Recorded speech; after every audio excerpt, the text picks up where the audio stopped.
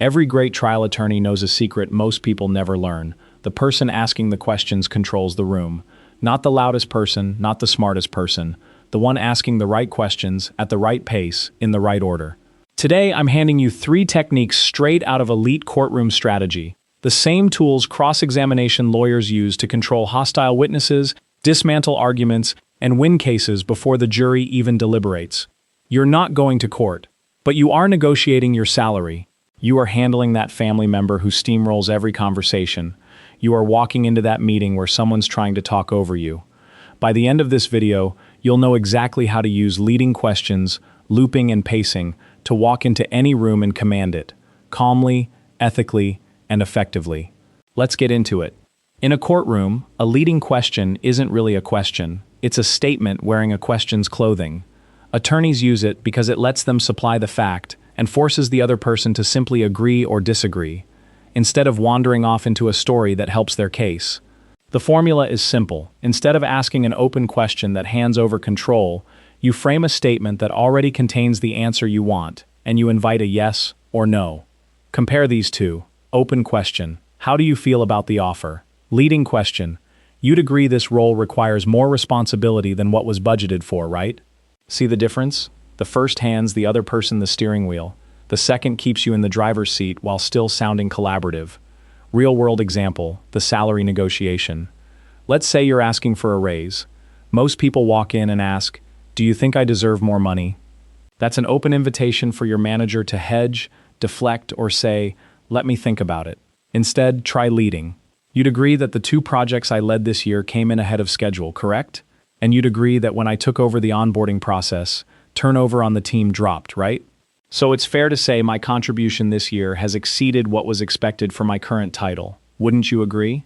Notice what happened. You didn't ask your manager to generate an opinion about your value. You asked them to confirm facts you already selected. By the time you get to the final question, they've already said yes 3 times. Saying no now would feel inconsistent, and most people, consciously or not, want to stay consistent with what they just agreed to. That's not manipulation. That's structure. You're simply choosing to lead the conversation instead of following it. Looping is one of the most underused tools in everyday communication, and once you see it, you'll notice its absence everywhere. Attorneys use looping to prove they've genuinely heard a witness, which does 2 things at once.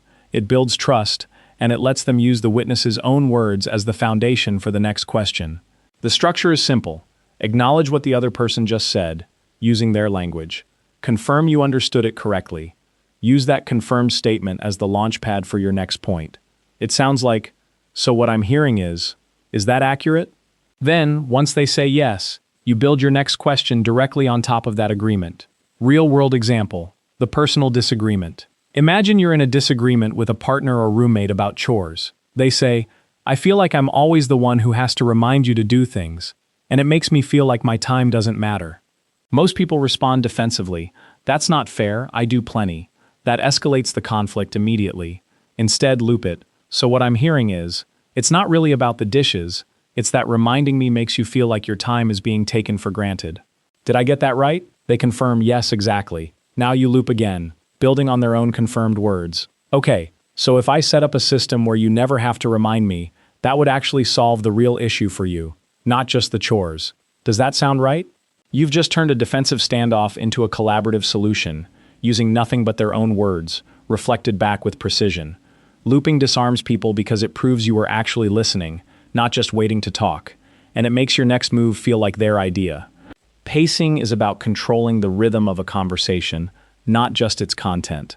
Skilled attorneys know that speed is a weapon.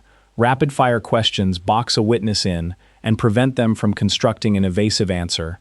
A deliberate pause after a strong point lets it land, and lets silence do work that words can't. Most people in high-pressure conversations do the opposite of what they should. They rush when they should slow down, and they fill silence when they should let it sit. There are 2 pacing tools worth mastering. Compression, asking a tight sequence of short, fast questions that don't give the other person room to build a counter-narrative. The strategic pause, saying your strongest point, then stopping completely, letting silence apply pressure instead of more words. Real-world example: the meeting where you're being talked over. You're in a meeting. A colleague dismisses your proposal quickly, trying to move on before anyone examines it closely. Here's where pacing changes everything. First, use compression to stop the momentum. Quick question, have you seen the Q3 numbers on this? Do you know what the client actually asked for? Have you spoken to the team that will execute it? 3 fast questions, back to back. No room for a long-winded dismissal. If they haven't seen the numbers, haven't spoken to the client, and haven't spoken to the team, that becomes obvious to everyone in the room, fast. Then, deliver your point and pace it with silence. This approach is based on direct client feedback from last week. Stop talking. Don't fill the silence. Don't soften it with, "But obviously I could be wrong," or just a thought. Let the pause sit for 3 full seconds. It feels uncomfortable, and that discomfort is doing your work for you. In that silence, the room reevaluates. Silence signals confidence.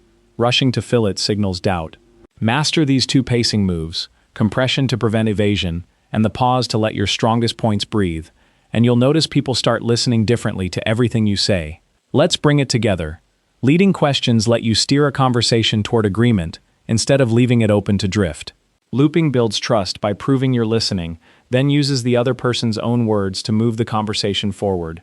Pacing controls the rhythm of the room, using speed to prevent evasion and silence to make your strongest points impossible to ignore. None of these tactics are about tricking anyone. They're about structure, the same structure that lets a courtroom attorney control a room full of skeptics without raising their voice once. Used with integrity, these tools don't manipulate people, they simply make sure your ideas get the fair hearing they deserve. Try one of these this week, in a negotiation, a disagreement, or your next meeting.